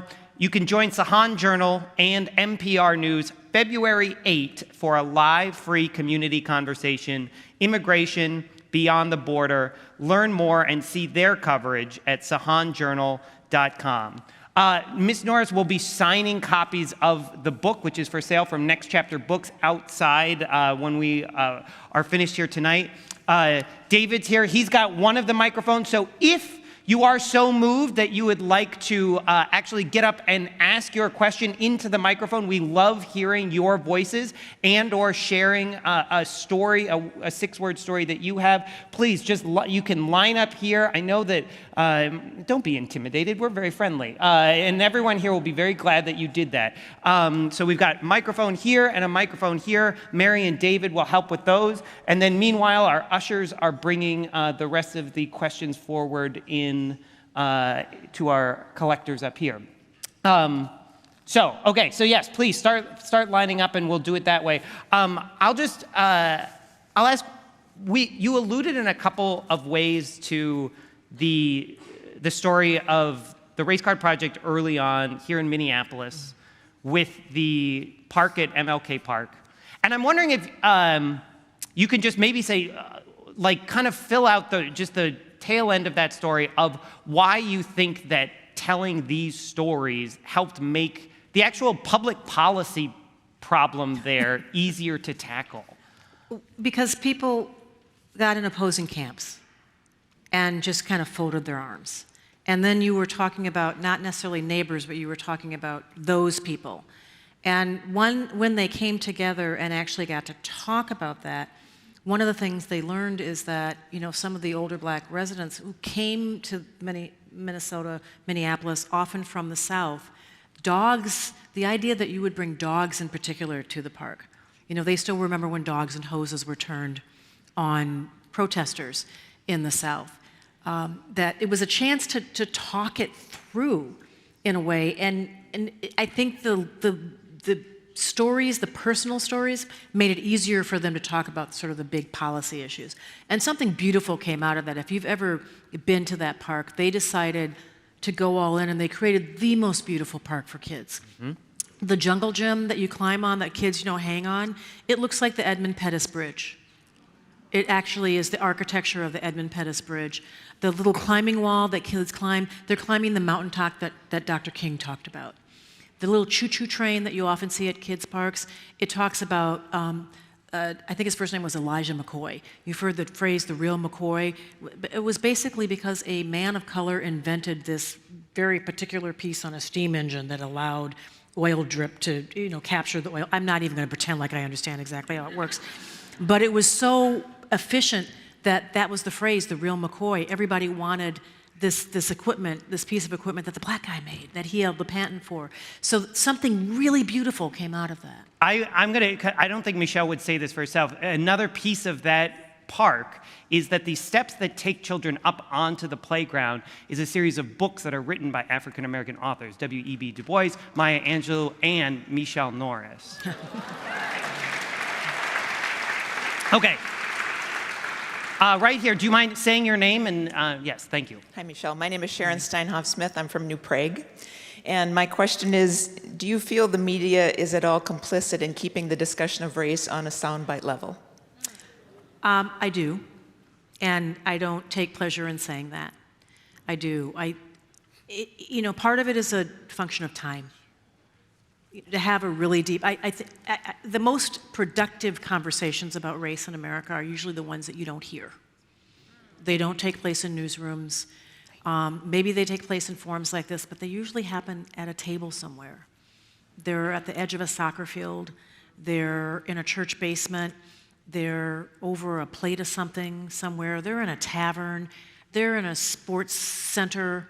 And that's not normally what happens in a newsroom. I think that there also sometimes are perverse incentives to create sort of he said, she said. It reminds me a little bit of Jane Curtin and I'm having a total brain block, but and Dan Aykroyd, thank you, brother, I really appreciate that. And Dan Aykroyd and Jane Curtin, there's it's good for ratings. Yeah. It's not necessarily good for our public discourse. Yeah. Thank you. So, and I still think you should support the news, but I think that this is a case where newsrooms have been imperfect in our quest to figure out how to talk about these issues and how to figure out how to do it in a way that is courageous and accurate and moves beyond pithy sound bites. And now we're losing more reporters. Yeah. Come over on this side. Okay. Hi, my name is Kay Bokert, and I live in Edina. We adopted a mixed black baby, and then we adopted a mixed Korean baby. Okay, so this was in the 70s. So everywhere we went, everybody thought I was their mother of both of them and that I was sleeping around. So I know what it feels like. And I like to talk about these issues, but I can't talk to anybody about it. And my daughters have experienced tremendous anger and just, especially my Korean daughter, who works in an emergency room, and people come in and they say, "You're the one that brought this disease," thinking she's Chinese, and they go to attack her, and she has to remove herself, and people have to surround her because she is Asian. And she is dark. She doesn't care one bit what she looks like. She is dark, and my other daughter is lighter. I don't know how that happened. But as a mother, I'm sitting here, and I'm just crying and crying and crying. Who can I talk to about this? Because as a mother, it kills me. It just, deep inside, I just feel so much fear for them. Thank you for telling your story, Kay. I appreciate your courage in telling the room tonight. Do you talk about it inside your family? Not much. No. Not much. I'm the only one of the four of us that want to talk about it, so. The other family members don't want to talk about it, but you need to. It sounds like you. Yes, I'm the mother. Yeah. And I've lived with it, and my whole life changed the minute I adopted them. And of course I have a husband too, but I'm talking for myself.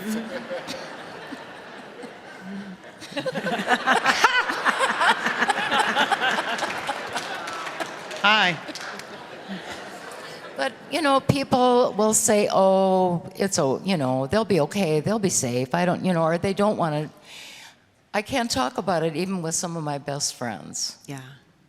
And maybe it's me, but the family, the extended family are all white people who think they are the most perfect family in the world, and that, they're not even sure if they like me.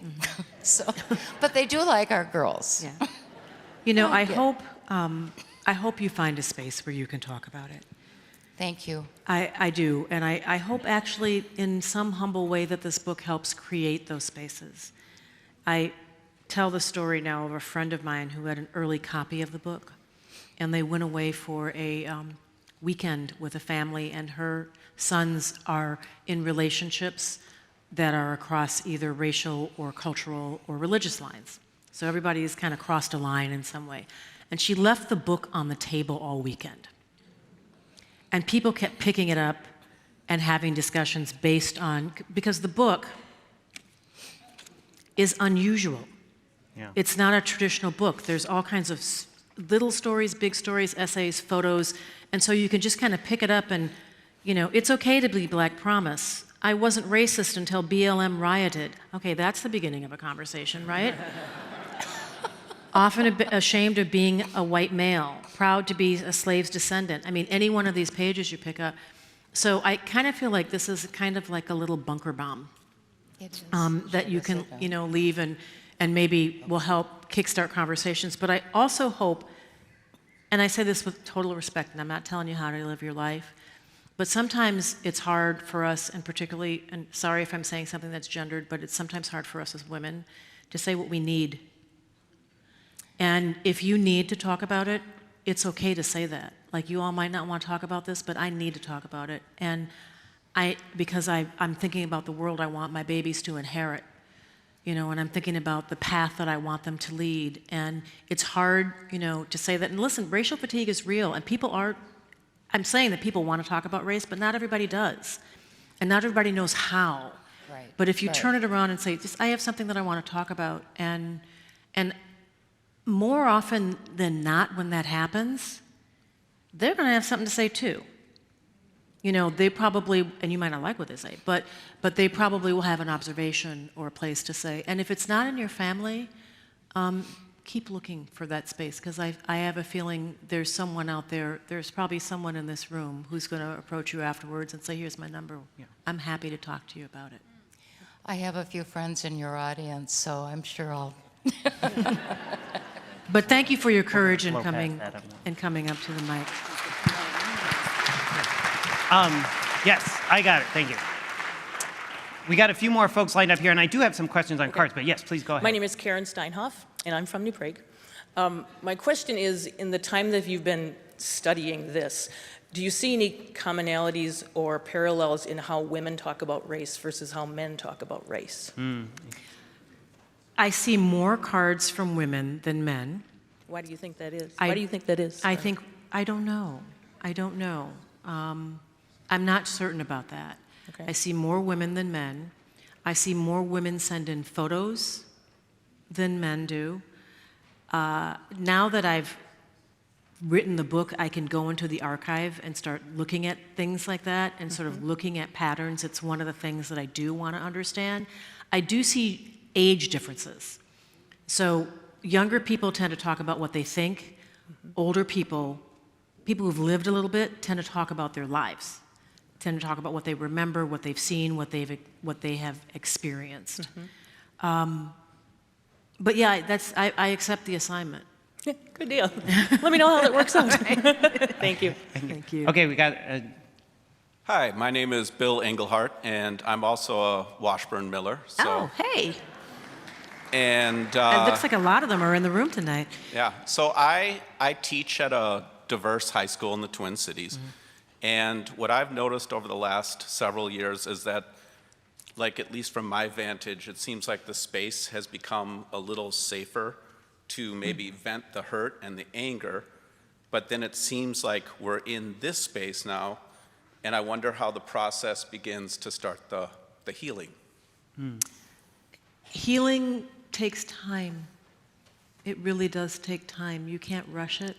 But I'm glad that you mentioned the venting, because that's a piece of the conversation we haven't talked about, is that if you're going to bring people together to try to have these conversations, you know, talk isn't enough. I mean, you have to think about how you order your steps in life, you know, and that's important too. But if people are going to have their say, there's usually a little cleanup after that, right? And so you have to kind of, that's part of the commitment to stay at the table, but maybe I should have also mentioned to come back to the table. Yeah. Because too often it's a one-time deal. Okay, we're gonna have it, and we all have been in workplaces where you're required to have your diversity training on a Tuesday, usually in February. And it's one time, and you know, and then we're done with that. We did that, and this Check is that box. yeah, check that box, move on. And this is the kind of work that requires a little bit more work than that.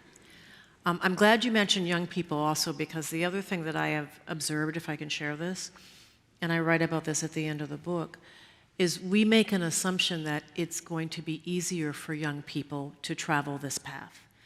We make this assumption that because they have inherited a world that is more integrated, where they listen to each other's music, and they date easily across color lines, and they see integration modeled and diversity modeled, that they will have it easier, and that has not been my experience. I think they have it maybe easier, but they don't have it easy. And my observation is that that is in some way our generation kicking the can down the road a little bit, like we didn't get it right, but I know you will. And I don't know that that's what we need to tell young people. I think we need to tell them that some form, and this may not be a popular thing what I'm about to say, but that some form of bias may always be with us. And I say that because some form of bias has always been with us. It may not have been racial bias, but people, we've collected cards from more than 100 countries. People figure out how to divide themselves all over the world over all kinds of things. Money, religion, access to water, geography. And so I now feel very strongly that we have to figure out how to teach young people how to be bridge builders and how to be leaders who can help people connect with each other and row together when they are divided, or maybe even when they despise each other, because that's what they're going to inherit. We live in a very divided moment, and we live in a moment where there are a lot of people who are invested in our divisions, deeply invested in our divisions.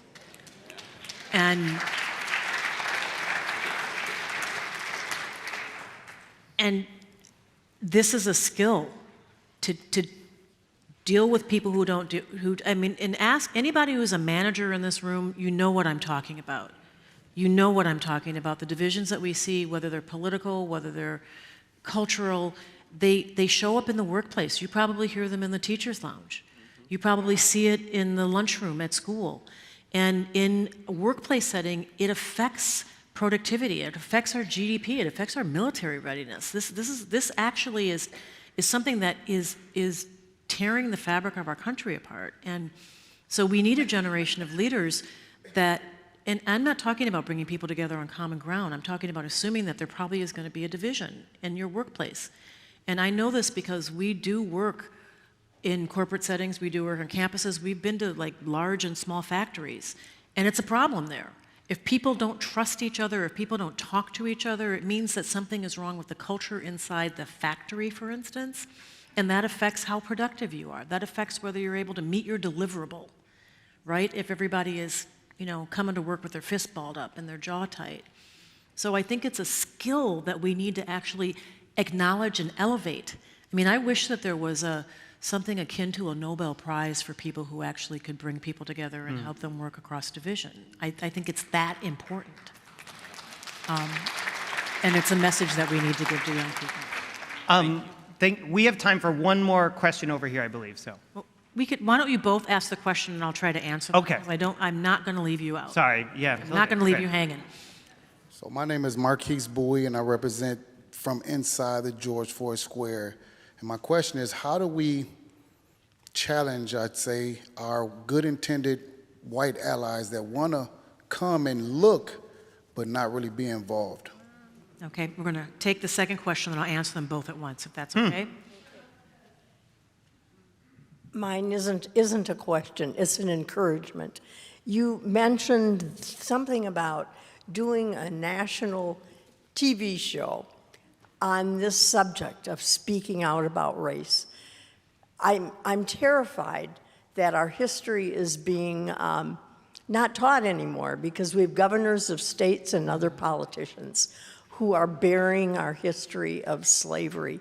And your book has so much attention, you have so much attention, but to do a national TV show would help, just help in that whole process.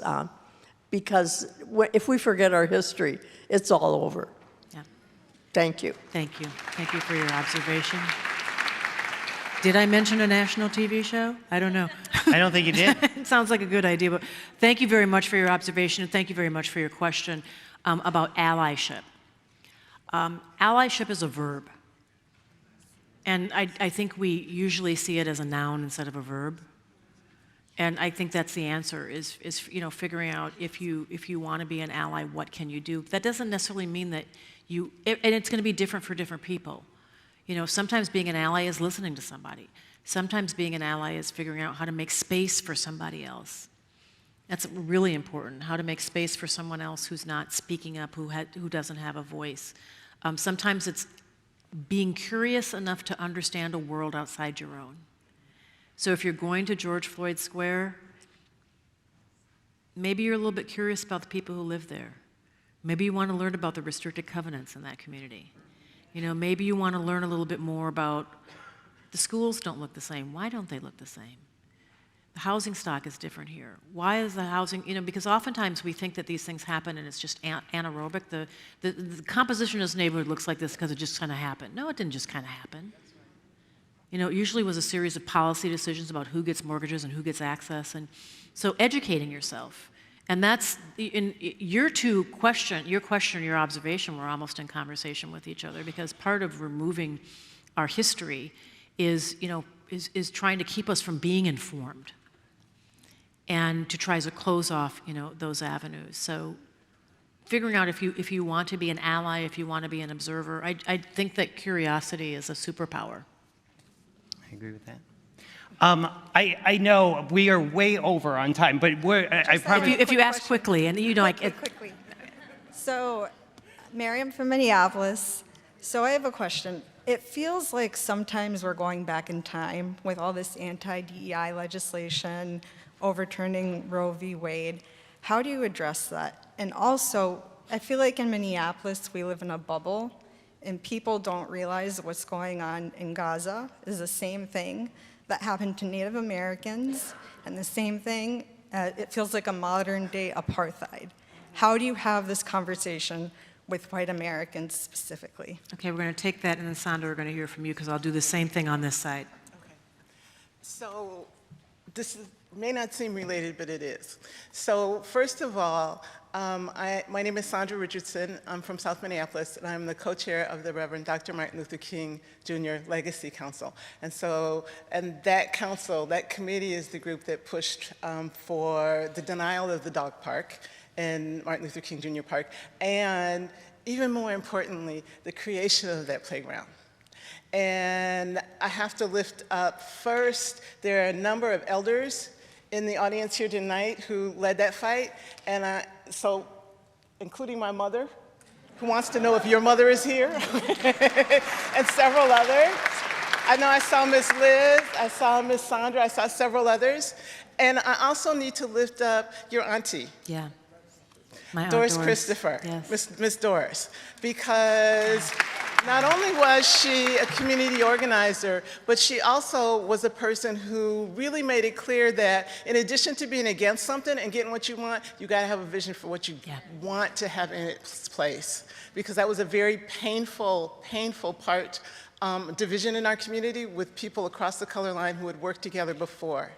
And so Ms. Doris was first, be gracious when you win, and B, really follow through, okay, and figure out what your legacy is going to be for your community. And so when people talk about what I say is that what is it that you want to leave? What is it you want to show your community hey, Robin, what is it you want to show your community that shows you that you were there, that you cared what you left behind?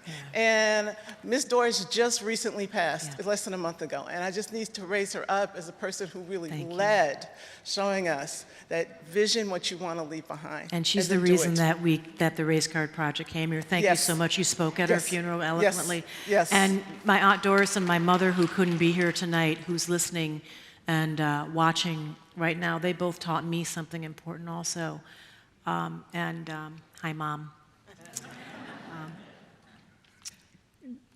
That it's important to engage with people you don't agree with. Exactly. And it's hard and painful and ugly and nasty, but And that's one of the reasons I can come to the table and stay at the table, because it was modeled. My mom did that. My mom was a postal worker, and she would often be a mediator, you know, in talking to people when they had disagreements. And so I saw that modeling.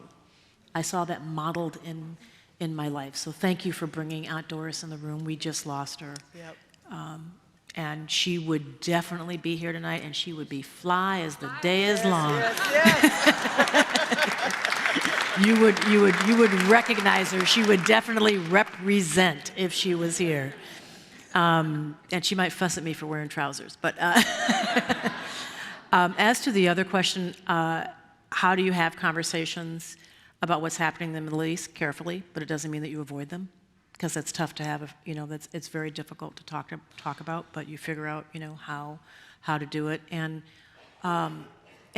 how it feels like we're going backwards. I think that when we talk about what's going on with race in America, it often feels like a foxtrot. You're going forward and backwards, forward and backwards, forward and backwards. The line is not linear, and it's not always forward. And now I have come to a point where I'm not a pessimist, but I'm pragmatic enough to know that I've come to a different. I used to believe. I spent the first 5 decades of my life believing that forward progress was inevitable, that we were always, we'd made big evolutions in this country. Not just revolutions, but we've evolved. And because of the ways that we had evolved, I thought that we had moved into a new stage where we would just always be moving forward, and I no longer believe that. And it doesn't mean that I don't believe that we'll move forward. I now understand that we will move forward if people are willing to do the work. And maybe that was a kid who was one generation behind the civil rights movement. My parents, I took things for granted maybe I should not have taken for granted. But now I understand, and Eric Holder, who was here, and some of you probably saw him when he was here, I told him, he's a dear friend, I said, you got to go to Minneapolis. This is a great place. He takes Dr. King's quote and amends it a little bit. The arc of the moral universe is long, but it bends toward justice. He adds a few words. He says, but only if we reach out and grab it. And believe me, there are people who are probably trying to grab it and pull it in a different direction, or are just fine if it torques and twists and goes backwards, But that's up to us. And so that's where it's not just talk, it's also work. If you're not going to lose weight if you watch someone on a treadmill. And it doesn't work that way. And you're not going to create a better America unless you roll up your sleeves and say what you want, say what you need, decide that it's worth fighting for, decide that it's worth working for. You don't always have to fight. Sometimes activism whispers, but figure out what you can do and use what you have to do what you can. On that note, can you all do a big round of applause? Michele Norris, everybody. Thank you so much for being here. Thank you. Get home safely.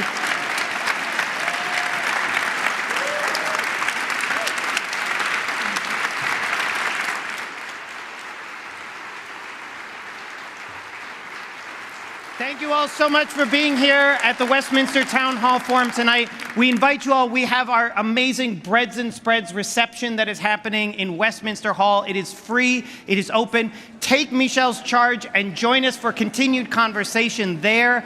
And if you want, get a copy of the book out here from our friends at Next Chapter, and Michele will sign it. Thank you all so much. Have a beautiful rest of your night, and we will see you again at the Town Hall Forum.